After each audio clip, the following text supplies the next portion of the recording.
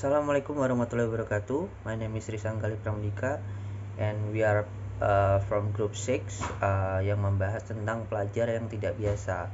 Bab 6 disusun oleh saya sendiri, Amelia Nuraini, Rizky Rahma Putri. Garis besar bab. Siapakah anak yang menderita ketidakmampuan itu? Di dalamnya yang pertama ada gangguan indera, yang kedua gangguan atau ketidakmampuan fisik, yang ketiga retardasi mental, yang keempat gangguan bicara dan bahasa, yang kelima gangguan belajar, yang keenam ADHD, yang ketujuh gangguan emosional dan perilaku. Isu pendidikan yang berkaitan dengan anak yang menderita ketidakmampuan. Di dalamnya ada yang pertama aspek hukum, yang kedua penempatan dan pelayanan, yang ketiga orang tua sebagai mitra pendidikan, yang keempat teknologi.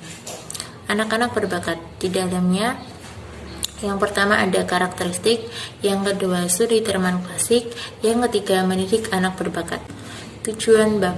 Setelah Anda selesai mempelajari bab ini, Anda diharapkan mampu untuk mendeskripsikan berbagai tipe ketidakmampuan dan gangguan, menjelaskan kerangka hukum, perencanaan, penempatan, dan penyediaan layanan anak-anak yang memiliki ketidakmampuan, mendefinisikan arti bakat, dan mendiskusikan beberapa pendekatan untuk mengajar anak berbakat. Bismillahirrahmanirrahim. Assalamualaikum warahmatullahi wabarakatuh. Perkenalkan, nama saya Rizky Rahma Putri, NIM A3202100069.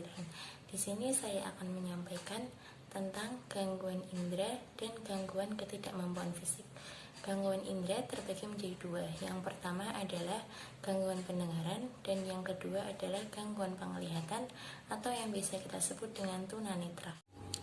Gangguan indera yang pertama adalah gangguan pendengaran. Gangguan pendengaran dapat menyulitkan proses belajar anak.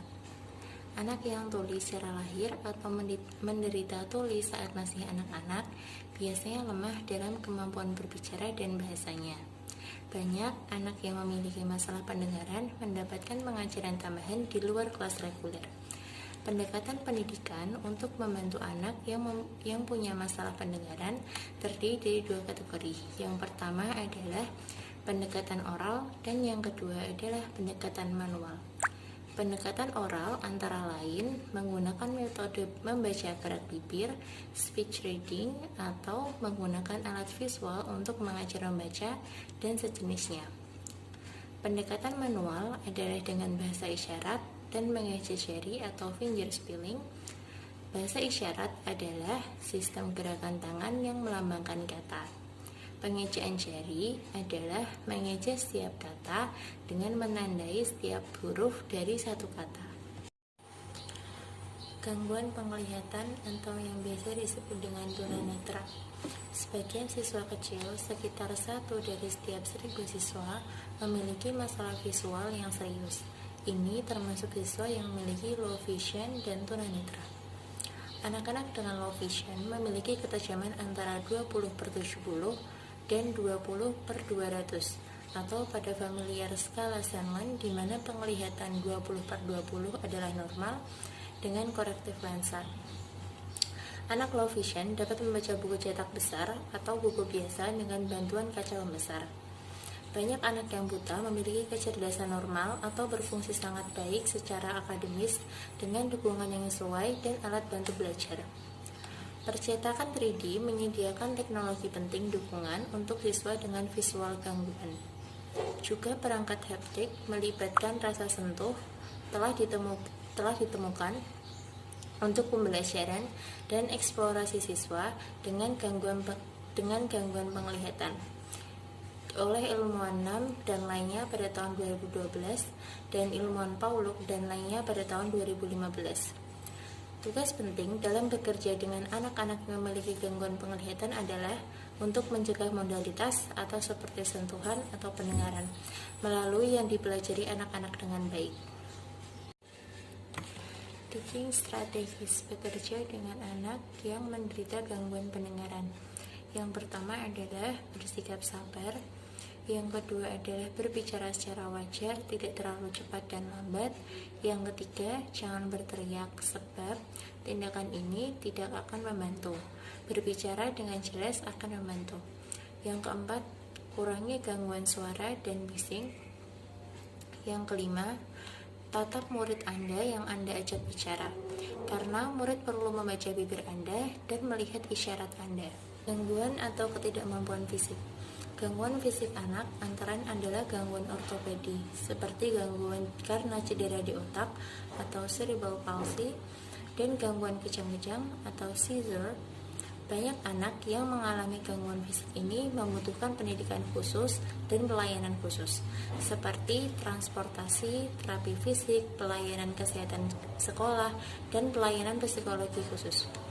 Gangguan ortopedik biasanya berupa keterbatasan gerak atau kurang mampu mengontrol gerak karena ada masalah di otot, tulang, dan sendi. Gangguan ortopedik bisa disebabkan oleh problem prenatal atau dalam kandungan, atau perinatal atau menjelang gangguan fisik atau sesudah kelahiran, atau karena penyakit atau kecelakaan saat anak-anak.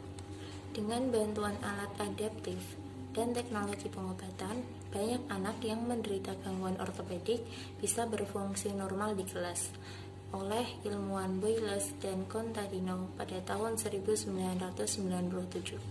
Cerebral palsy adalah gangguan yang berupa lemahnya koordinasi otot, tubuh sangat lemah dan goyah atau shaking, atau bicaranya tidak jelas. Penyebab umum dari cerebral palsy adalah kekurangan oksigen saat kelahiran. Dalam jenis cerebral palsy yang paling umum yang disebut spastik, otot anak menjadi kaku dan sulit digerakkan. Otot yang kaku sering membuat posisi anggota badan menjadi tidak normal. Pada tipe yang kurang lazim, yakni ataksia, otot anak menjadi kaku pada waktu, lalu kendur pada waktu yang lain, sehingga gerakan anak menjadi aneh dan lucu. Gangguan kejang-kejang. Jenis yang paling kerap dijumpai adalah epilepsi, gangguan saraf yang biasanya ditandai dengan serangan terhadap sensori motor atau kejang-kejang. Epilepsi muncul dalam beberapa bentuk berbeda. Dalam bentuknya yang paling umum yang dinamakan absent seizures, anak mengalami kejang-kejang dalam durasi singkat atau kurang dari 30 detik, tetapi bisa terjadi beberapa kali sampai 100 kali dalam sehari. Seringkali kemunculannya yang sangat singkat atau ditandai dengan gerakan tertentu seperti mengangkat alis mata. Dalam bentuk epilepsi lain yang disebut tonik-klonik, anak akan kehilangan kesadarannya dan menjadi kaku, gemetar, dan bertingkah aneh. Bila parah, tonik klinik bisa berlangsung selama 3-4 menit. Assalamualaikum warahmatullahi wabarakatuh. Perkenalkan, nama saya Amelia Nur Aini dengan NIM A320210054. Saya akan menjelaskan retardasi mental, kemudian gangguan bicara dan gangguan bahasa.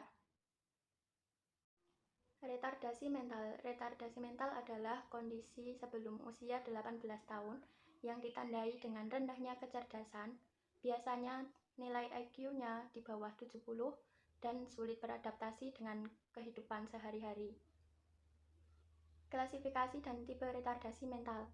Retardasi mental digolongkan menjadi retardasi ringan, moderat, berat, dan parah. Tipe retardasi mental ringan dengan rentang IQ 55-70 dengan presentase 89%. Kemudian tipe retardasi mental moderat memiliki rentang IQ 40-54 dengan presentase 6%. Kemudian tipe retardasi mental berat memiliki rentang IQ 25-39 dengan persentase 4%. Tipe retardasi mental parah memiliki IQ kurang dari 25 dan persentase 1%. Klasifikasi retardasi mental berdasarkan level dukungan.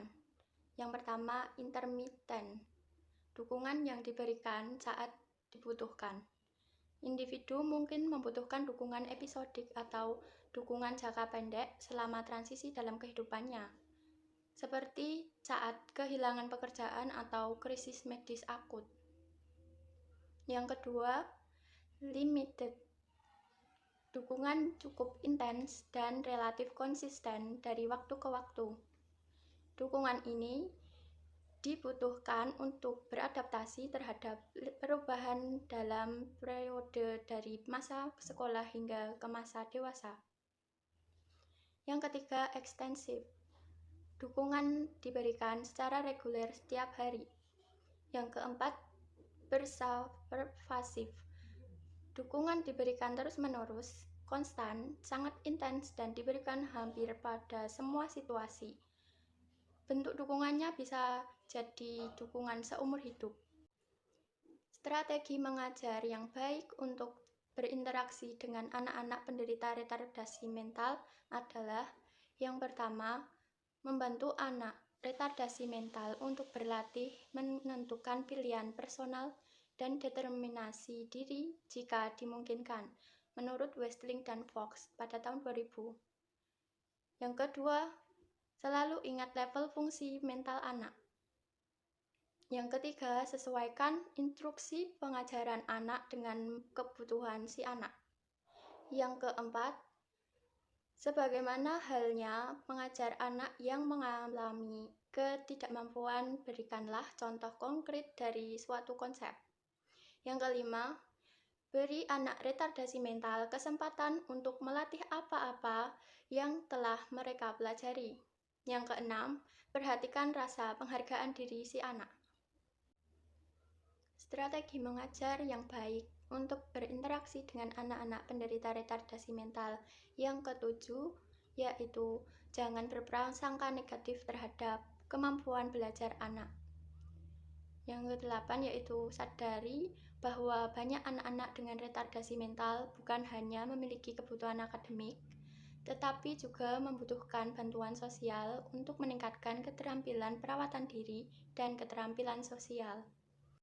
Yang ke-9, cari dukungan sumber daya. Yang ke-10, yaitu pertimbangkan untuk menggunakan strategi analisis perilaku. Yang ke-11, jika Anda mengajar di kelas menengah, evaluasilah keahlian vokasional yang dibutuhkan murid retardasi mental untuk mendapatkan pekerjaan, menurut Rogan Looking and Health 2001. Yang ke-12, libatkan orang tua sebagai mitra mendidik anak. Gangguan bicara dan bahasa. Ada 4 macam gangguan bicara dan bahasa. Yang pertama yaitu gangguan artikulasi adalah problem dalam pengucapan suara dengan benar. Yang kedua adalah gangguan suara, yaitu gangguan dalam menghasilkan ucapan, yakni ucapan keras, kencang, terlalu keras, terlalu tinggi, atau terlalu rendah nadanya. Yang ketiga, gangguan kefasian, atau yang biasanya disebut dengan gagap. Yang keempat, gangguan bahasa adalah kerusakan signifikan dalam bahasa reseptif atau bahasa ekspresif anak. Gangguan bahasa mencakup 3 kesulitan. Yang pertama, kesulitan menyusun pertanyaan untuk memperoleh informasi yang diharapkan. Yang kedua, kesulitan memahami dan mengikuti perintah lisan. Yang ketiga, kesulitan mengikuti percakapan, terutama ketika saat percakapan itu berlangsung cepat dan kompleks.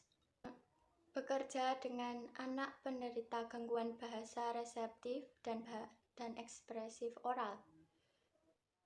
Ada beberapa strategi untuk membantu murid yang mengalami gangguan bahasa reseptif. Yang pertama, gunakan pendekatan multisensori untuk proses belajar dan lengkapi informasi oral dengan materi atau petunjuk tertulis. Yang kedua, monitor kecepatan Anda dalam memberikan informasi dengan memperlambat dan periksa kembali seberapa jauh pemahaman anak. Yang ketiga, beri mereka waktu untuk merespon kira-kira 10-15 detik. Yang keempat, kemudian beri contoh konkret dan spesifik dari suatu konsep yang abstrak. Ada 4 strategi untuk membantu murid yang mengalami gangguan bahasa ekspresif oral. Yang pertama, beri anak banyak waktu untuk merespon. Yang kedua, sadari bahwa anak mempunyai kesulitan menjawab secara lisan.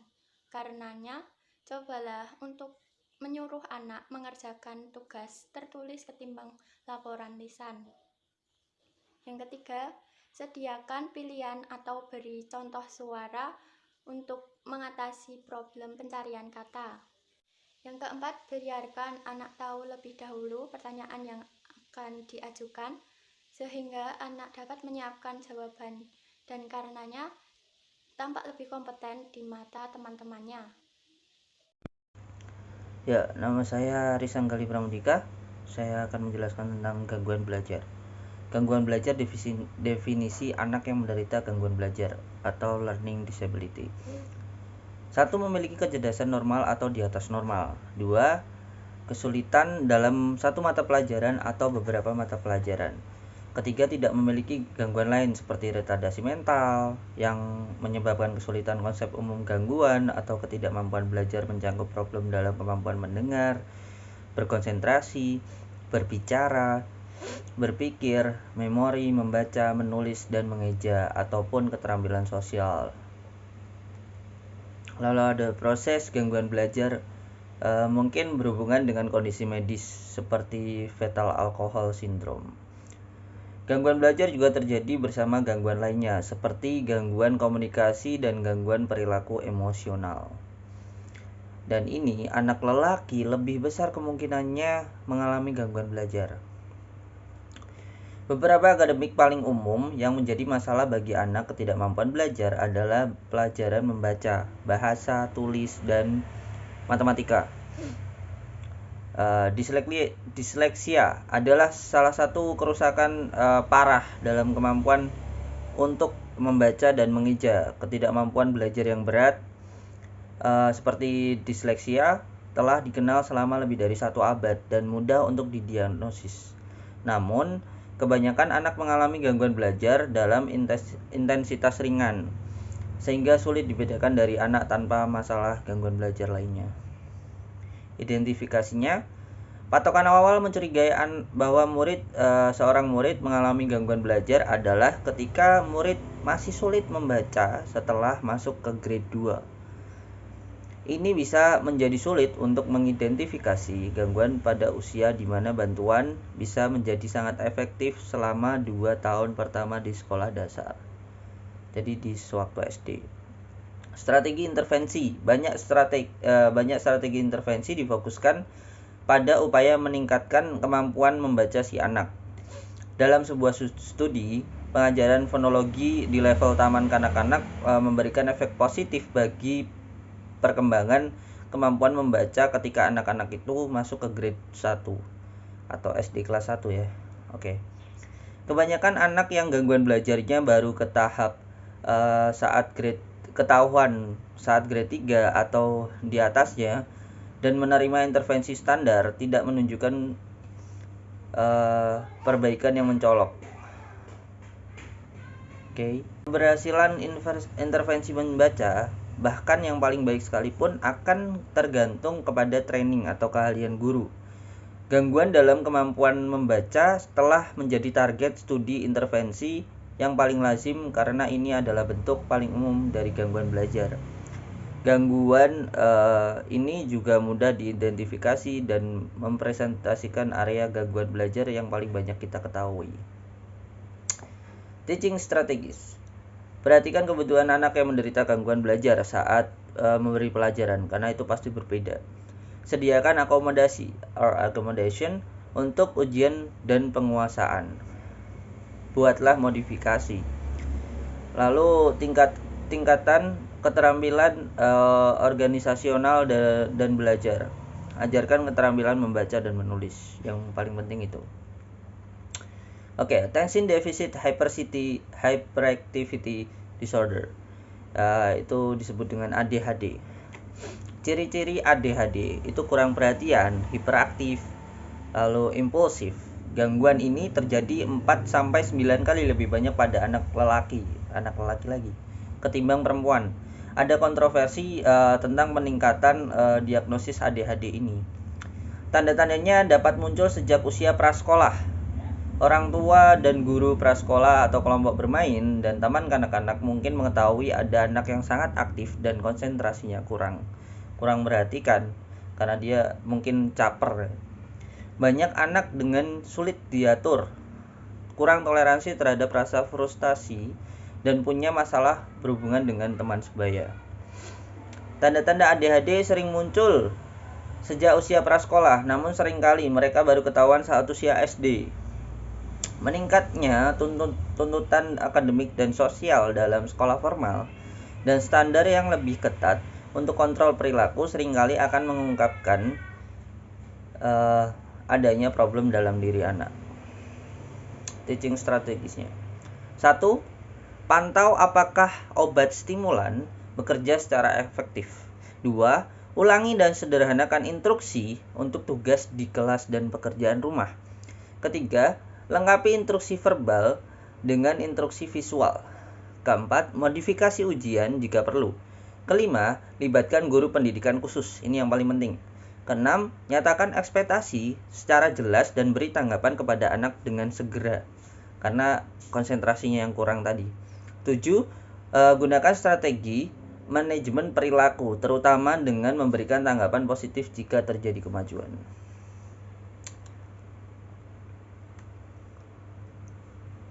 Oke, berikanlah petunjuk terstruktur, kata Barclay tahun 1998. Kaitkan pembelajaran dengan pengalaman kehidupan nyata. Gunakan instruksi komputer, terutama untuk pembelajaran yang menggunakan format seperti permainan.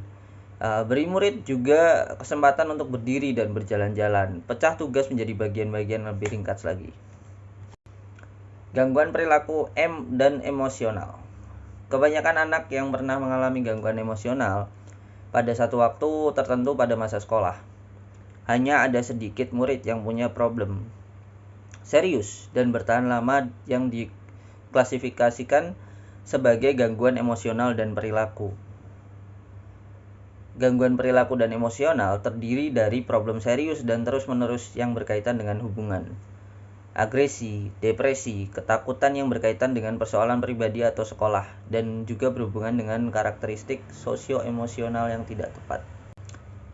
Anak lelaki lagi 3 kali lebih besar kemungkinannya mengalami gangguan ini dibanding anak perempuan. Macam-macam istilah untuk mendeskripsikan gangguan emosional dan perilaku ada beberapa, antara lain emotional disturbances, behavioral disorders, dan maladjusted children. Istilah serious emotional disturbance itu adalah SED. Baru-baru ini dipakai untuk mendeskripsikan anak yang tipe problem ini membutuhkan pembelajaran tersendiri atau private. Akan tetapi, para pengkritik mengatakan bahwa definisi kategori ini tidak jelas. Perilaku agresi di luar kontrol. Beberapa anak yang digolongkan memiliki gangguan emosional serius dan melakukan tindakan yang mengganggu agresif, membangkang, atau membahayakan biasanya akan dikeluarkan dari sekolah. Mayoritas anak semacam ini mungkin menunjukkan tanda-tanda problem emosionalnya pada saat SD, sekolah dasar.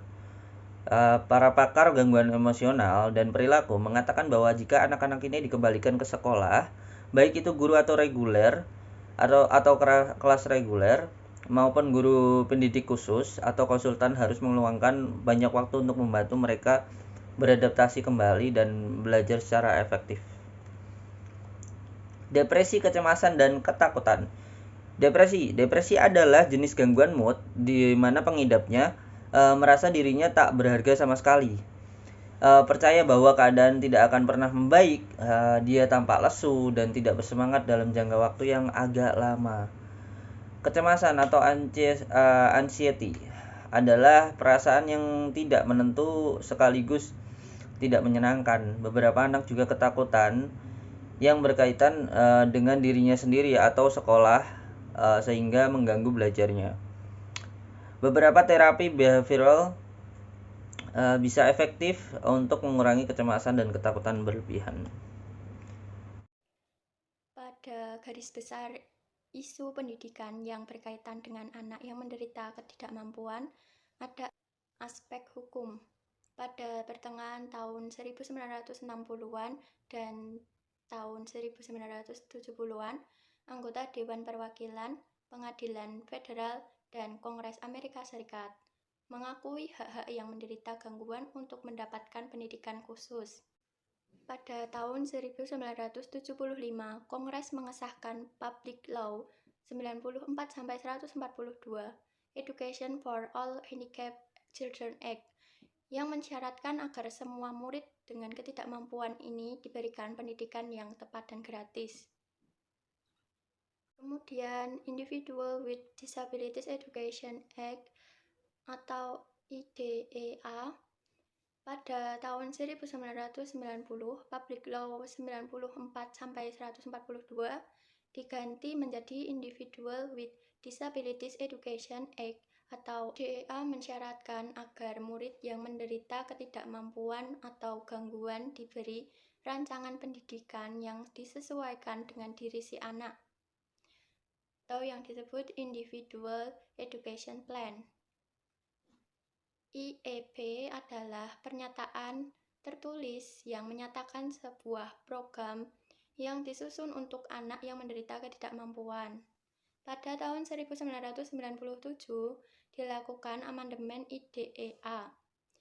Yang diubah adalah penilaian atas dukungan perilaku positif dan perilaku fungsional. Berdasarkan United States Office of Education pada tahun 2000.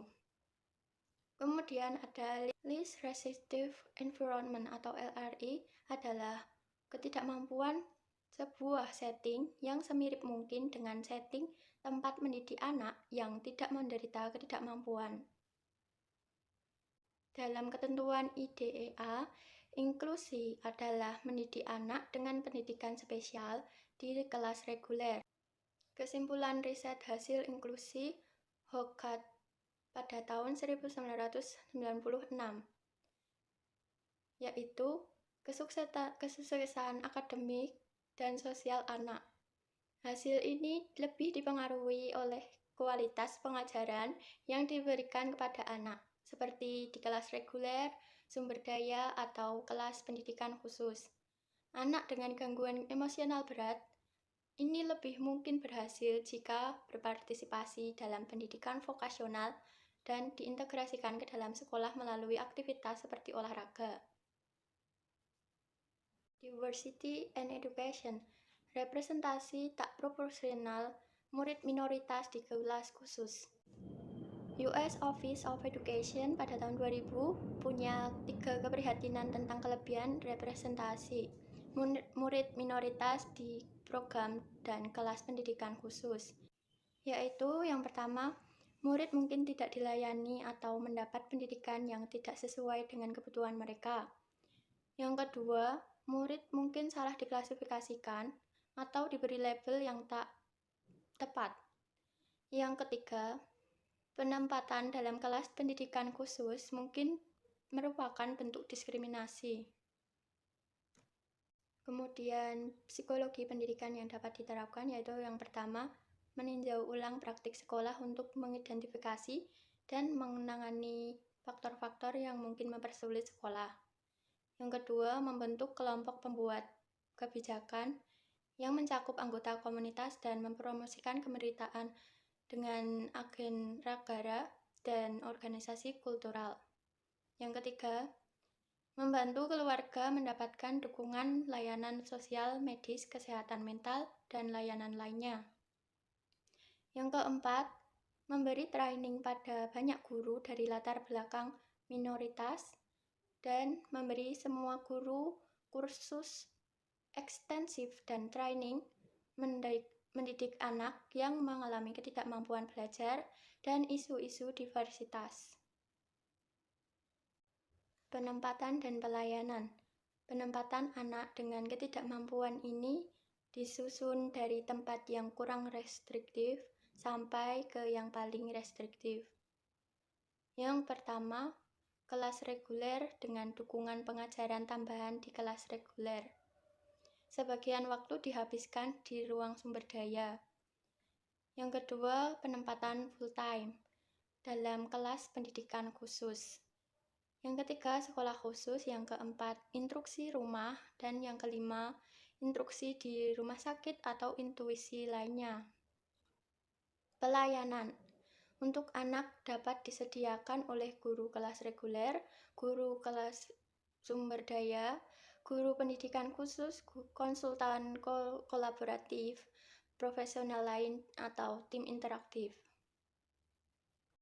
Guru kelas reguler bertanggung jawab memberikan lebih banyak pendidikan anak yang menderita ketidakmampuan belajar ketimbang di masa lalu, menurut Bos and Scum pada tahun 2002. Kemudian, strategi untuk guru kelas reguler dalam menangani anak penderita ketidakmampuan yaitu yang pertama, jalankan rencana pendidikan individual untuk setiap anak. Yang kedua, dorong sekolah Anda untuk memberikan tambahan dukungan dan training cara mengajar anak yang menderita gangguan. Yang ketiga, gunakan dukungan yang tersedia dan cari dukungan lain. Yang keempat, pelajari dan pahami tipe-tipe anak dengan ketidakmampuan di kelas Anda. Yang kelima, berhati-hatilah dalam memberi label anak yang menderita ketidakmampuan. Yang keenam, ingat bahwa anak penderita ketidakmampuan mendapat banyak manfaat dari strategi pengajaran yang sama dengan yang diberikan pada anak tanpa ketidakmampuan. Yang ketujuh, bantu anak yang tidak menderita ketidakmampuan untuk memahami dan menerima anak yang menderita ketidakmampuan. Yang kedelapan, selalu cari informasi terbaru tentang teknologi yang tersedia untuk mendidik anak yang menderita ketidakmampuan. Guru sumber daya bertugas meningkatkan anak-anak ini dalam kemampuan membaca, menulis, atau matematika. Penting bagi guru kelas reguler dan guru sumber daya untuk bekerja sama dan mengkoordinasikan kerja mereka. Guru pendidikan khusus, bidang yang paling sering ditangani guru pendidikan khusus yaitu bidang membaca. Dan klasifikasi guru pendidikan khusus yang paling lazim adalah guru anak-anak yang mengalami gangguan belajar. Pelayanan terkait, yaitu pendidikan khusus lainnya yang memberikan pelayanan pendidikan anak yang menderita ketidakmampuan. Mereka yaitu adalah asisten guru, psikolog, konselor, pekerja sosial sekolah, perawat, dokter, terapis, dan terapis fisik, serta spesialis guru bicara dan mendengar seperti audiologis, menurut Lassey pada tahun 2001. Konsultasi kolaboratif dan tim interaktif.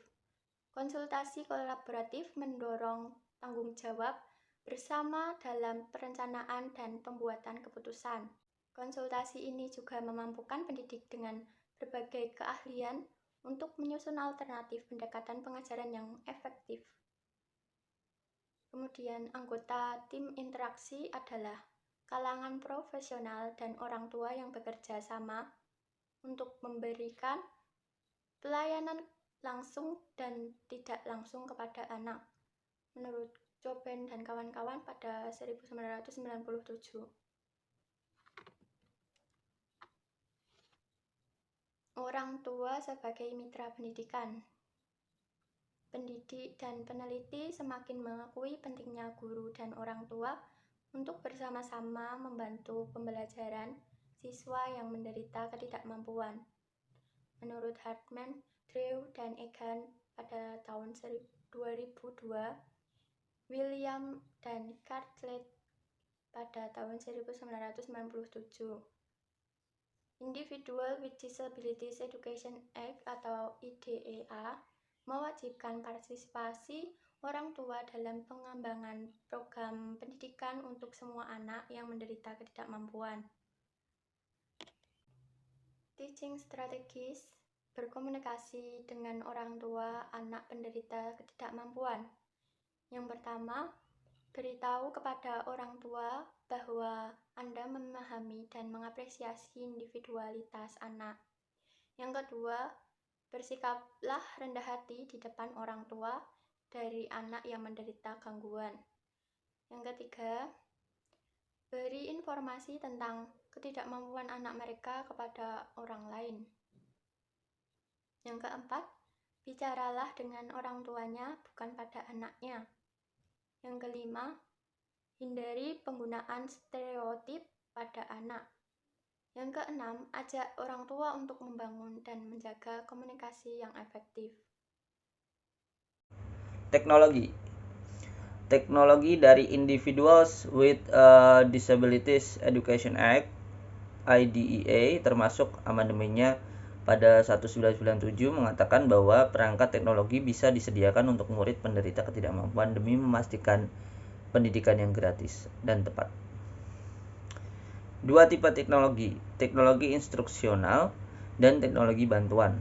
Teknologi instruksional berupa berbagai tipe hardware dan software dikombinasikan dengan metode pengajaran yang inovatif untuk mengakomodasi kebutuhan belajar di kelas. Teknologi bantuan atau assistive technology berupa beragam perangkat dan pelayanan untuk membantu murid penderita ketidakmampuan agar bisa berkomunikasi di lingkungan mereka. Teknologi dan education mengeksplorasi teknologi instruksi dan bantuan itu seperti satu, aplikasi tradisional yang sudah ada dari dulu. Kedua, aplikasi konstruktivis.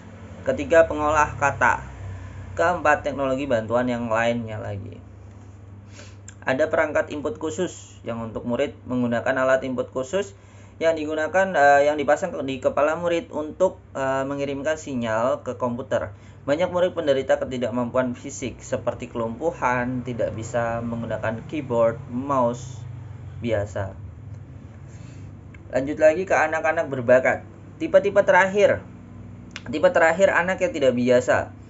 Yang akan kita diskusikan di bawah ini adalah tipe yang bertolak belakang dengan anak-anak penderita ketidakmampuan, karena ini anak gifted, anak yang berbakat, punya kecerdasan di atas rata-rata, biasanya punya IQ di atas 130 atau punya bakat unggul di beberapa bidang seperti seni, musik, dan matematik.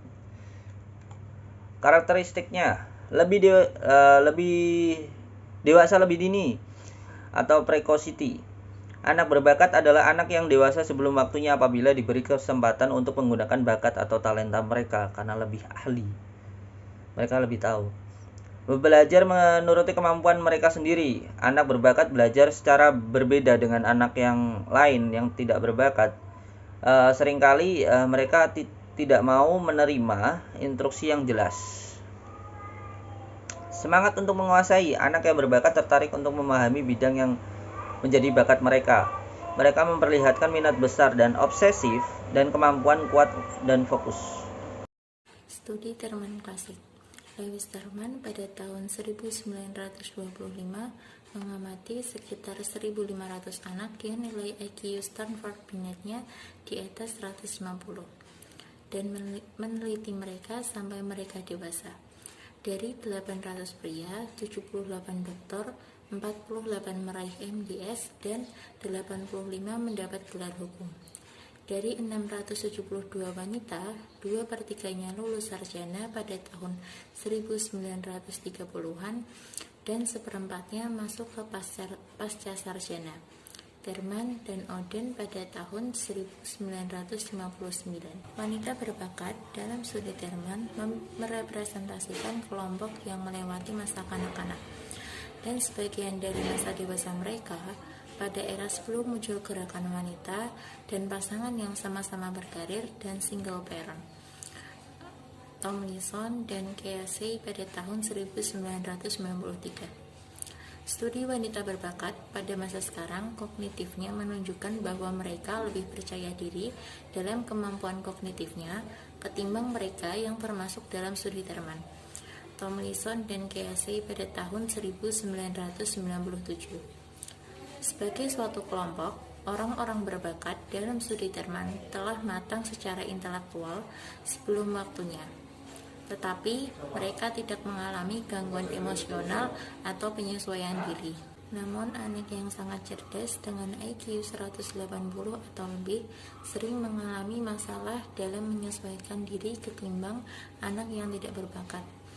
Oleh ilmuwan Keough dan Macmillan pada tahun 1996.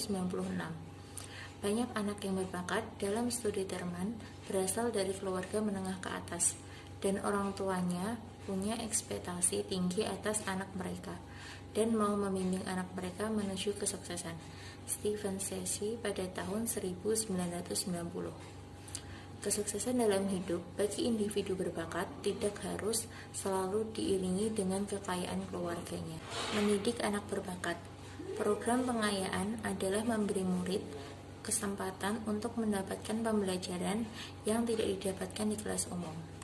Kesempatan pengayaan dapat disediakan di kelas reguler melalui pertama, jam tambahan khusus, yang kedua, melalui guru khusus pendidikan anak berbakat, yang ketiga, melalui studi independen pulang sekolah pada hari Sabtu atau pada musim panas, yang keempat, melalui pelatihan atau magang atau melalui program kerja atau studi lainnya.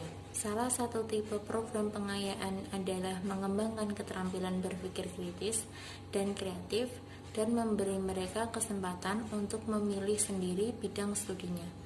Oleh ilmuwan Renzulli dan Reis pada tahun 1997. Anak yang akan dimasukkan dalam program semacam ini akan dipilih berdasarkan banyak kriteria, termasuk kriteria kreativitas dan komitmen. Kategori ketidakmampuan belajar.